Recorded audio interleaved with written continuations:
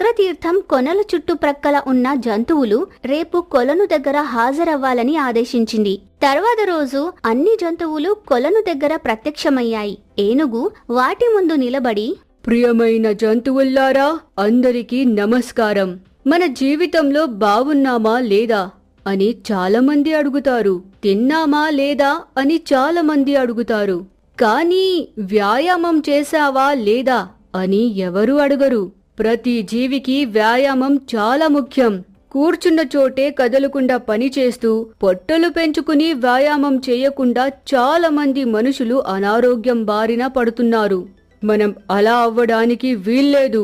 రేపటి నుంచి మనమందరం వ్యాయామం చేసి తీరాలి అని చెప్పింది. గజరాజు చెప్పడంతో అన్ని జంతువులు శ్రద్ధగా విన్నాయి.